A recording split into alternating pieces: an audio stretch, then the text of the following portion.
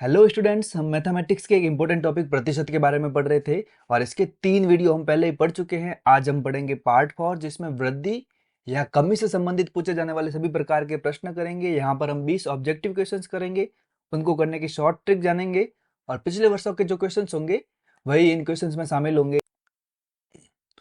और यदि वीडियो पसंद आए तो वीडियो को लाइक शेयर एंड सब्सक्राइब करें। बिना टाइम वेस्ट के शुरू करते हैं और क्वेश्चन नंबर 1। अब हमारा पहला प्रश्न है कि यदि दो संख्याएं एक तीसरी संख्या से क्रमशः 30% और 40% अधिक हो तो पहली संख्या दूसरी संख्या का कितना प्रतिशत है। यहाँ पर प्रश्न पढ़ के हमें यह तो पता चल गया कि यहाँ पर 3 संख्याएं हैं और यहाँ पर जिस संख्या के पीछे से लगा हुआ होता है उस संख्या को हमें 100 मानना है। तो यहाँ पर तीसरी संख्या तो हो जाएगी 100,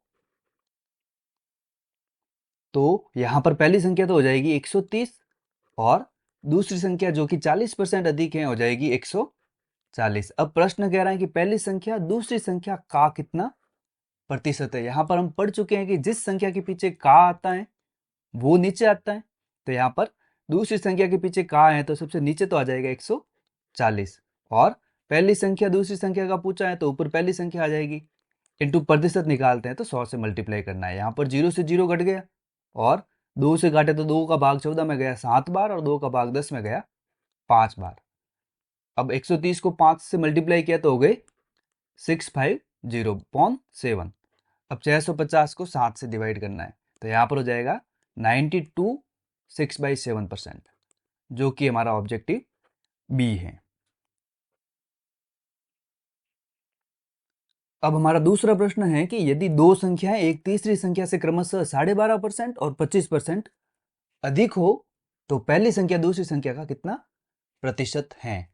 सेम पहले प्रश्न की तरह ही है, यहां पर भी हम तीसरी संख्या को 100 मान लेंगे और हमारी पहली संख्या हो जाएगी 12.5% अधिक है तो 112.5 और दूसरी संख्या जो कि 25% अधिक है वो हो जाएगी 125। और सेम पहले प्रश्न की तरह यहां पर भी पूछा है कि पहली संख्या दूसरी संख्या का कितना प्रतिशत है। का दूसरी संख्या के पीछे लगा हुआ है तो दूसरी संख्या तो आ जाएगी नीचे और पहली संख्या आ जाएगी ऊपर और इनटू परसेंटेज निकालना है तो 100 से मल्टीप्लाई कर देंगे। यहाँ पर पॉइंट हटा तो नीचे 0 आ गया, ये 0 से 0 कैंसिल हो गया और 25 से डिवाइड करें तो 25 का भाग यहाँ पर जा रहा है 5 बार और 25 से हम 1125 को डिवाइड करें तो यहाँ पर जाएगा 4 और 5। अब 5 से डिवाइड करें तो 5 का भाग 5 में 1 बार और 45 में 9 बार। यहाँ पर टोटल परसेंटेज आ जाएंगे 90%, जो कि हमारा ऑप्शन डी है।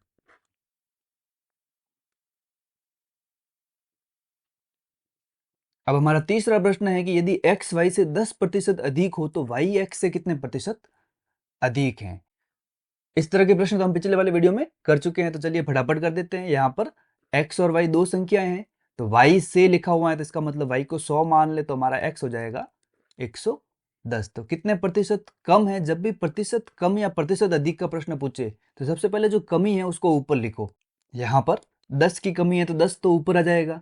अपॉन जब भी कमी पूछे तो यहाँ पर जो संख्या अधिक दिखे उसको नीचे लिख देते हैं। यहाँ पर 110 नीचे आ जाएगा। यहाँ पर कितने प्रतिशत अधिक है पूछता तो जो संख्या कम दिखे उसको नीचे लिखते और इनटू परसेंटेज का पूछता है तो जब भी 100 से मल्टीप्लाई करना है तो यहाँ पर 10 से 10 कट गया। अब 100 में 11 का भाग देंगे तो यहाँ पर 9 बार जाएगा, पीछे 1 बचेगा अपॉन 11%, जो कि हमारा ऑप्शन ए है।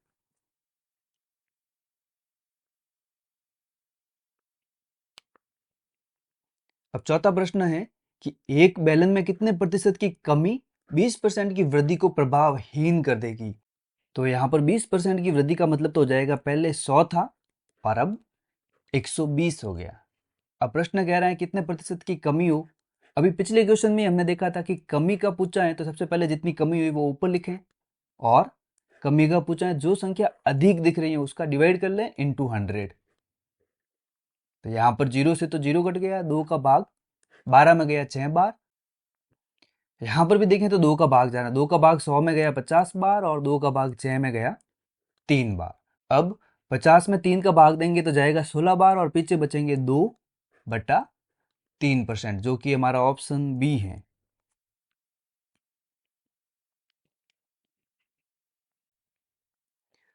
ये प्रतिशत वृद्धि और प्रतिशत कमी के जितने भी प्रश्न हैं उनको इस तरीके से करना है, इसलिए इस फॉर्मेट को ध्यान से समझना। अब हमारा नेक्स्ट क्वेश्चन है क्वेश्चन नंबर 5। एक वस्तु के मूल्य में 20% की कटौती कर दी गई है, इसे पूर्व मूल्य पर लाने हेतु कितने परसेंट की वृद्धि करनी होगी। यहाँ पर प्रश्न में कमी दे रखी है और वृद्धि का पूछा है, तो जैसा कि हमने पिछला प्रश्न किया था सेम उसी तरीके से है। सबसे पहले तो 20% की कटौती के बाद मूल्य लिखेंगे, तो पहले 100 था और अब हो गया 80। अब वृद्धि करनी है तो यहाँ पर सबसे पहले कितनी कमी कर दी गई, 20 बट्टा जो वृद्धि का पूछा है, तो जो कम वाली संख्या है वो नीचे आएगी, तो यहाँ पर नीचे आ जाएगा 80। यहाँ पर 20 का भाग 80 में गया 4 बार, और 4 को जब 100 से डिवाइड किया तो यहाँ पर आ गया 25%, जो कि हमारा ऑप्शन सी है। अब मुझे पूर्ण विश्वास है कि आपको इस तरह के प्रश्न तो समझ में आ गए होंगे।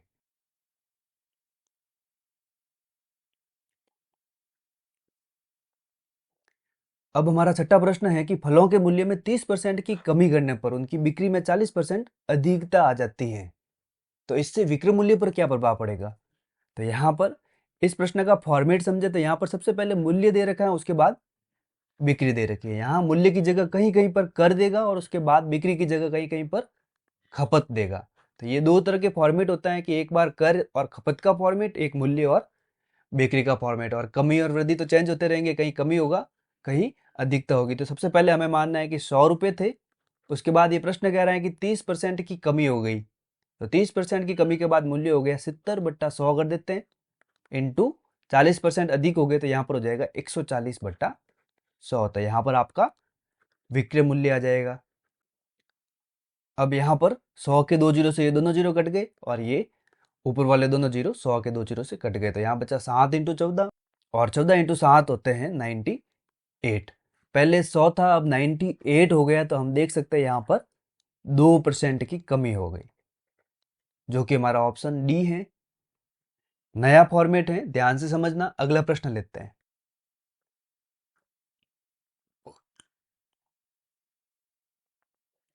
अब हमारा 7वां प्रश्न है कि चीनी की खपत में 40% की वृद्धि होने पर किसी परिवार को चीनी की खपत में कितने प्रतिशत कमी करनी होगी ताकि परिवार का खर्च न बढ़े। काफी इंपोर्टेंट क्वेश्चन है, चलिए सॉल्व करते हैं। ऑब्वियसली देख सकते हैं 40% की वृद्धि है, तो यहाँ पर पहले 100 थी तो अब हो गई 140। और प्रतिशत कमी करनी है, जब भी प्रतिशत कमी करने का या प्रतिशत अधिक करने का प्रश्न पूछे तो कुछ नहीं सोचना है, सबसे पहले जितनी कमी हुई है या जितनी अधिक हुई है वो ऊपर लिख देते हैं। 40 अपॉन कमी का पूछा है तो जो सबसे बड़ी संख्या है उसको डिवाइड कर लो और प्रतिशत निकालना है तो इंटू 100 कर लेते हैं। तो यहाँ 0 से 0 कट गया, 2 से काटेंगे तो 2 से कटा 7 बार, और यहाँ पर 10 कट गए 5 बार। 40 इंटू 5 किया तो हो गए 200 बट्टा 7।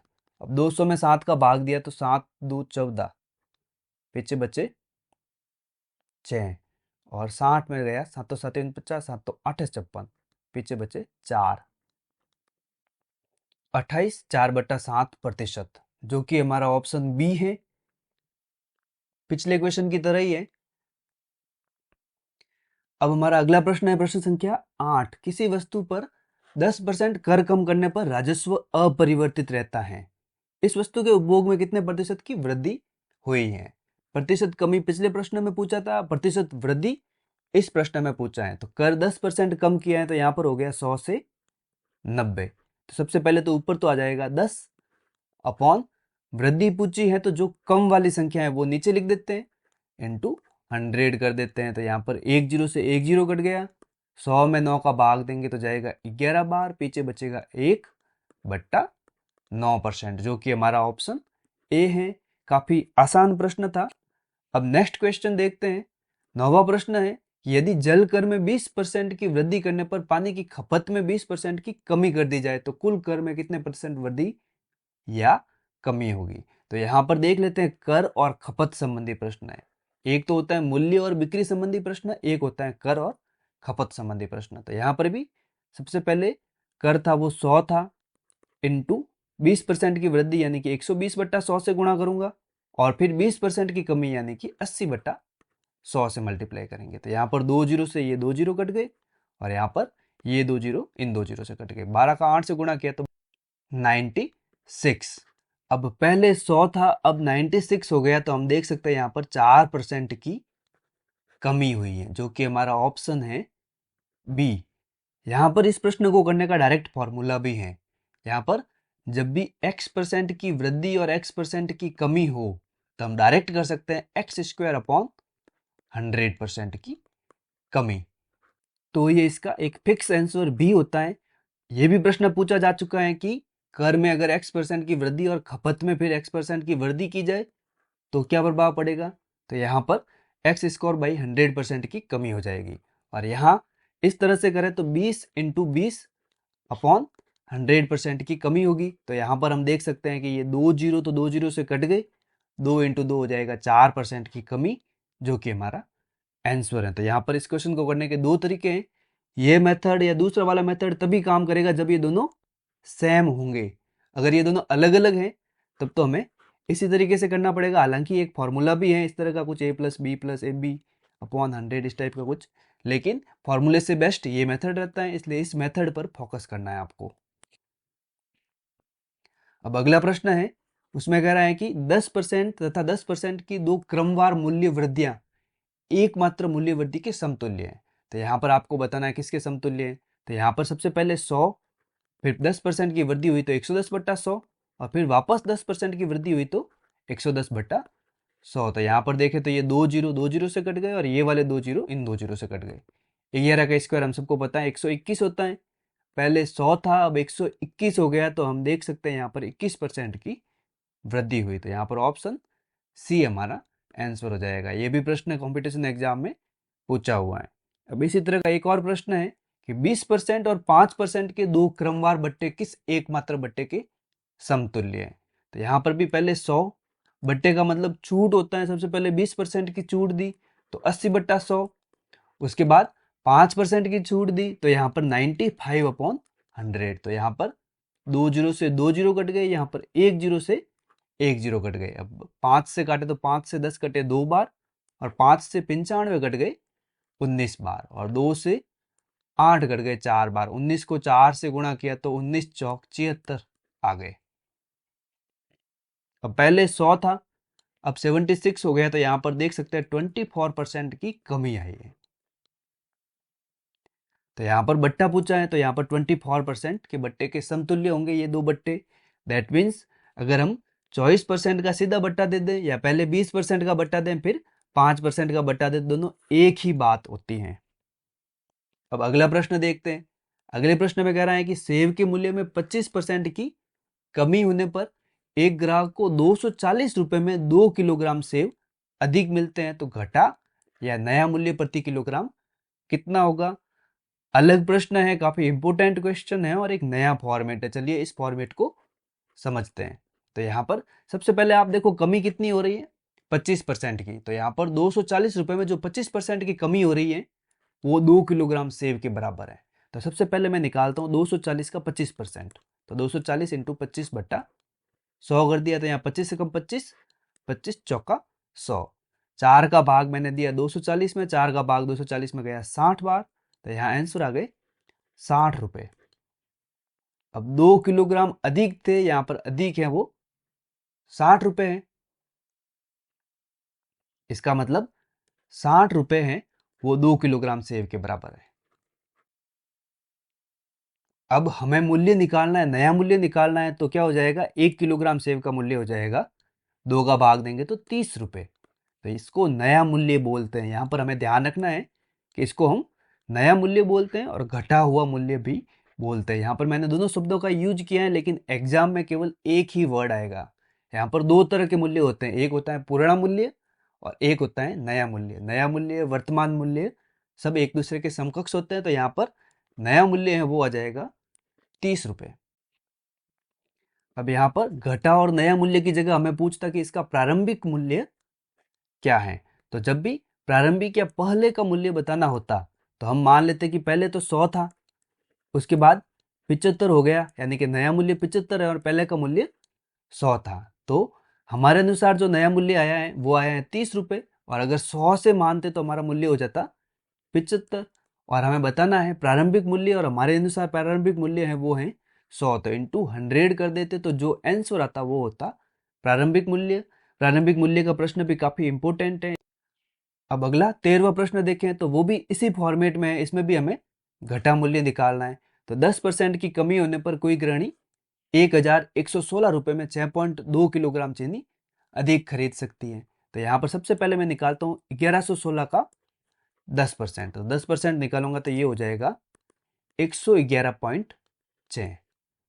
अब 111.6 रुपए में आ रही है वो 6.2 किलोग्राम चीनी आ रही है। तो यहाँ पर अगर 1 किलोग्राम चीनी का मूल्य पूछूंगा तो वो हो जाएगा 111.6 अपॉन 6.2, यहाँ पॉइंट से पॉइंट हट गया, और अगर मैं 2 से काटूं तो 2 से यहाँ पर कट गया 31 बार, और यहाँ पर 2 से काटा तो कट गया 5, 5 और 8।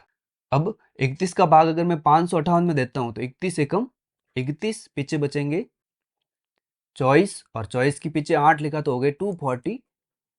248 में 31 का भाग जाएगा 8 बार, तो यहाँ पर आ जाएंगे 18 रुपए। यानी कि जो नया मूल्य है या घटा मूल्य है या वर्तमान मूल्य है, तीनों में से कुछ भी पूछता तो हमारा आंसर होता 18 रुपए, जो कि हमारा ऑप्शन डी है। और यहाँ पर भी अगर पहले का मूल्य पूछता या प्रारंभिक मूल्य पूछता तो हम सबसे पहले लिखते, पहले 100 था, उसके बाद हो गया 90। अब प्रश्नानुसार या रुपए में जो नया मूल्य है वो है 18 रुपए, और जो हमने माना है वो नया मूल्य है 90 रुपए, इंटू 100 कर देते हैं क्योंकि प्रारंभिक मूल्य निकालना है। यहाँ पर ध्यान रखना, जब वास्तविक जो निकालते हैं वो ऊपर आता है और जो हम कल्पनात्मक मानते हैं वो हमारा नीचे आता है। तो यहाँ पर इसको सॉल्व करते तो यहाँ कट जाता 9 से 2 बार, और 9 से ये कट जाता 10 बार, 1 जीरो से 1 जीरो, यानी कि 20 रुपए होता वो हमारा प्रारंभिक मूल्य या पहले का मूल्य होता। तो यहाँ पर हमें प्रारंभिक और नया दोनों मूल्य निकालने आने चाहिए। यहाँ पर हमें घटा या नया मूल्य पूछा था तो वो हो जाएगा 18 रुपए।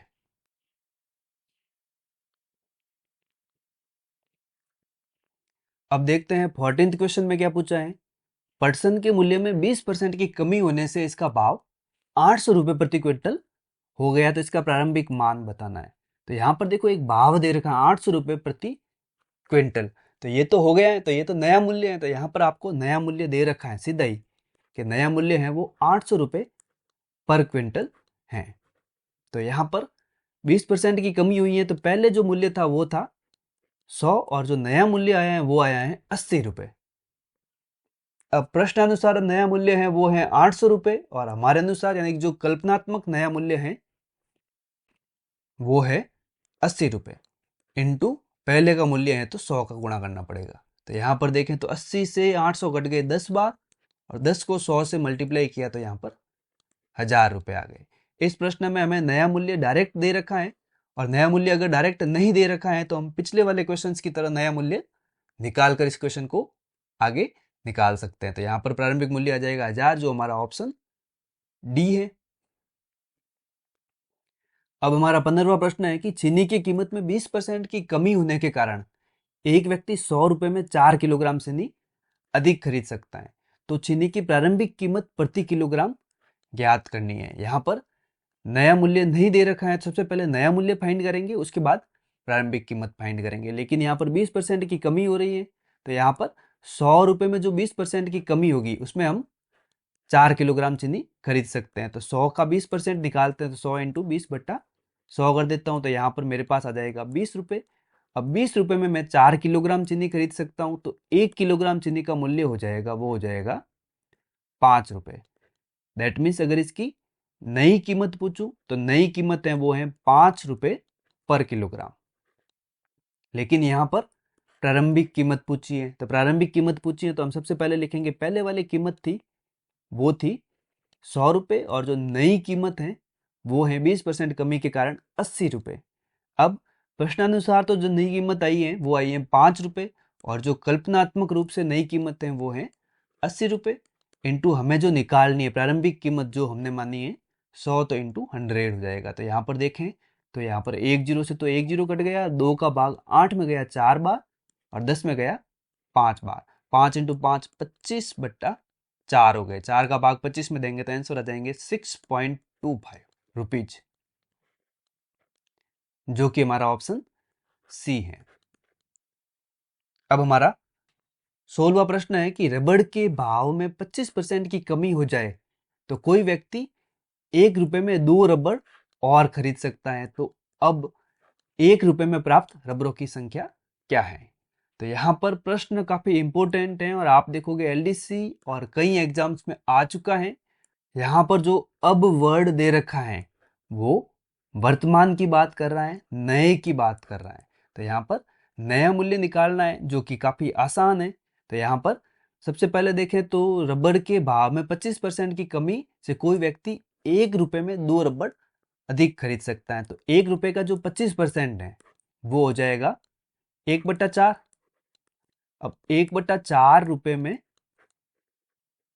2 रबड़ खरीद सकता है।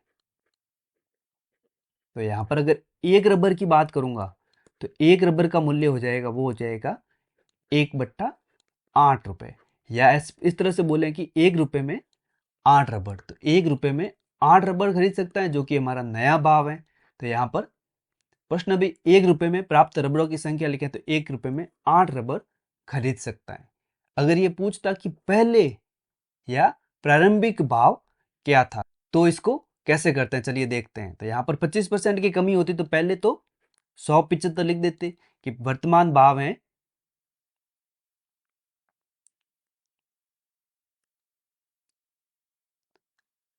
तो यहाँ पर सबसे पहले तो 25% की कमी हो रही है तो पहले का भाव तो 100 और नया भाव हो जाता 75। तो सबसे पहले तो इसको लिख देते। उसके बाद हमें बताना है पहले का भाव। तो नया भाव तो हमने निकाल दिया कि 1 रुपए में कितने रबड़ आते, 8 रबड़ आते। तो मैं लिखूंगा कि नया भाव जो प्रश्न में दे रखा है वो तो है 1/8 और हमने जो निकाला है वो है 75 इंटू 100। तो यहाँ पर देखें तो 25 का भाग 75 में जाता 3 बार और 25 का भाग 100 में जाता 4 बार। अब 4 8 हालांकि नीचे ही है तो 4 से 8 काट देता मैं 2 बार और यहाँ पर आंसर आ जाता है 1/6 रुपए। या इसको पूछूं तो 1 रुपए में 6 रबड़। तो यहाँ पर आंसर बी हो जाता अगर यहाँ पर पहले का मूल्य पूछता तो। लेकिन वर्तमान मूल्य पूछा है तो वर्तमान मूल्य के हिसाब से यहाँ पर हो जाएगा 1 रुपए में 8 रबड़। अब हमारा 17वां प्रश्न है कि यदि वस्तु के भाव में 33 सही 1/3% की कमी होने पर 1 रुपए में 4 और अधिक खरीद सकते हैं तो घटने से पहले वस्तु का मूल्य कितना था? पहले का मूल्य पूछा है, प्रारंभिक मूल्य पूछा है। तो यहाँ पर सबसे पहले तो मुझे 33 सही 1/3% की कमी करनी है 1 रुपए में जो कि हमारी 4 के बराबर होगी। तो यहाँ पर 1 रुपए में 33 सही 1/3% की कमी कर देता हूँ। तो यहाँ पर हो जाएगा 33 सही 1/3 को सॉल्व किया तो 99 प्लस 1 यानी कि 100/3 और हालांकि परसेंट लगा हुआ है तो इंटू 100 नीचे भी आ जाएगा। तो ये हो गया 1/3 रुपए या 1 रुपए में 3 वस्तु भी इसको पढ़ सकते हैं। अब इतने रुपए में मैं 4 वस्तु खरीद सकता हूँ तो मेरे पास जो एक वस्तु का मूल्य होगा वो होगा 1/12 रुपए। यानी कि 1 रुपए में मैं 12 वस्तु खरीद सकता हूँ। ये मेरा नया भाव है जबकि प्रश्न में मुझे पहले का भाव पूछा है। अब पहले का भाव निकालना है तो सबसे पहले पहले और नया लिख दूंगा और प्रश्नानुसार 33 से ही 1/3% की कमी हो रही है। दैट मीन्स 100/3 की कमी हो रही है। तो पहले 100 था, अब 100/3 की कमी हो गई तो 100 में से इसको घटाएंगे तो 200/3 नया भाव आ जाएगा। अब प्रश्न के अनुसार जो नया भाव है वो है 1/12 और हमारा जो काल्पनिक नया भाव है वो है 200/3 इंटू में पुराने भाव 100 से मल्टीप्लाई करूंगा और इसको सॉल्व करूंगा तो हमारा पहले का भाव आ जाएगा। तो यहाँ पर देखें तो 3 तो जाएगा ऊपर और 12 जाएंगे नीचे। तो 3 गया ऊपर और नीचे आ गए 12 इंटू 200 इंटू 100। तो यहाँ पर 2 जीरो से तो ये 2 जीरो कट गए, 3 से 12 घट गए 4 बार, 1/8 रुपए आ गए। यानी कि पहले का भाव होगा 1 रुपए में 8 वस्तु जो कि हमारा ऑप्शन सी है। काफी अच्छा प्रश्न है, एग्जाम में आया हुआ है और वापस आने की भी संभावना है। इसको ध्यान से समझने की कोशिश करना और फिर भी समझ में नहीं आया तो आप कमेंट बॉक्स में लिख सकते हैं। अब अगला 18वां प्रश्न है कि एक वस्तु की दलाली की दर 4% से बढ़कर 5% होने पर भी एक दलाल की आय अपरिवर्तित रही तो उसके व्यापार में कितने प्रतिशत की कमी आई? प्रतिशत कमी पूछा है बहुत ही आसान है, थोड़ा सा फॉर्मेट अलग दिख रहा है लेकिन अलग है नहीं। परसेंट कमी पूछा है, सबसे पहले कमी कितनी हो रही है 1% की, तो 1 ऊपर आ गया। और कमी पूछा है तो जो अधिक वाली संख्या है वो नीचे आ जाएगी, अपॉन 5 हो गया। इनटू परसेंटेज पूछा है तो 100 से मल्टीप्लाई कर दो, तो यहाँ पर आंसर आ जाएगा 20%, जो कि हमारा ऑप्शन डी है। तो आपको थोड़ा सा प्रश्न दिखने में अटपटा दिख सकता है लेकिन उसका आंसर काफी आसान होगा, इसलिए ध्यान से देख लेना इसको। अब हमारा 19वां प्रश्न है कि व्यंजक एक्स वाई स्क्वायर में दोनों चरों x तथा y का मान 20% कम हो जाता है, तो इनके कारण व्यंजक का मान कितने प्रतिशत कम हो जाएगा। तो पहले मान लेते हैं कि व्यंजक का मान 100 है। अब हमारा x व्यंजक है वो भी 20% कम हो रहा है, तो मैं लिख दूंगा 20% कमी, दैट मीन्स अब हो रहा है 80/100। और जो y व्यंजक है वाई स्क्वायर यानी कि 2 बार y है, वो भी 20% कम हो रहा है, दैट मीन्स 80/100 इंटू 80/100। तो यहाँ पर 2 जीरो से ये 2 जीरो कट गए, ये 2 जीरो और कट गए और 1 जीरो से 1 जीरो कट गया। 8 into 8 into 8 512 upon 10, that means 51.2। तो हमारा आंसर हो जाएगा 51.2। सही है क्या? नहीं, पहले तो 100 था, अब 51.2 हो गया। यहाँ पर पूछा है कितने प्रतिशत कम हो गया, तो हम इन दोनों को घटाएंगे। 100 में से 51.2 घटाने पर हमारा आंसर आ जाएगा 48.8%, जो कि हमारा आंसर ऑप्शन सी है। अब हमारे इस वीडियो का अंतिम 20वां प्रश्न है कि बेलन की त्रिज्या में 10% की वृद्धि और ऊंचाई में 20% की कमी कर दी जाए तो उसके आयतन पर क्या प्रभाव पड़ेगा। बेलन का आयतन होता है पाई आर स्क्वायर एच, तो यहाँ पर व्यंजक होते हैं आर स्क्वायर एच। तो मान लेते हैं कि पहले आयतन 100 है, तो यहाँ पर त्रिज्या में 10% की वृद्धि हो रही है, तो 110/100 से गुणा हो जाएगा 2 बार। और ऊंचाई इसमें 1 बार आती है, तो ऊंचाई में 20% की कमी हो रही है, तो 1 बार 80/100 हो जाएगा। यहाँ पर 100 से तो 100 कट गए, 2 जीरो से ये 100 कट गए और ये 1 जीरो से 1 जीरो कट गया। 11 इंटू 11 किए तो हो गए 121 इंटू 8/10। 121 इंटू 8 होता है 968, और नीचे जीरो है तो एक संख्या बाद दशमलव आ गया। पहले आयतन 100 था, अब कमी होके चिन्ह पॉइंट 8 हो गया, तो यहाँ पर दोनों को घटाएंगे। 100 में से 96.8 गए तो हमारे पास आंसर आ गए 3.2। तो यहाँ पर 3.2% की कमी हुई, जो कि हमारा ऑप्शन ए है। इस तरह से हमें ये क्वेश्चन करना है। अब हमारा नेक्स्ट क्वेश्चन है जो आपका बोनस क्वेश्चन है।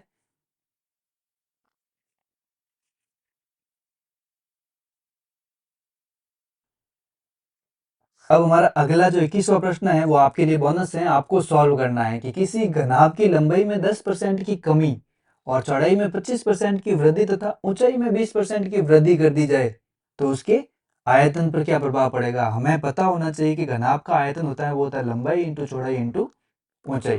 पहले 100 मानना है, फिर जिसमें जितनी कमी और वृद्धि हो रही है उनको लिखना है और आपको आंसर निकालना है।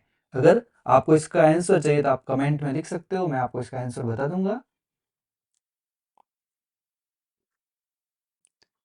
आशा करते हैं कि आपको वीडियो पसंद आया होगा। इसी तरह के वीडियो और देखने के लिए वीडियो को लाइक शेयर एंड सब्सक्राइब करें। धन्यवाद।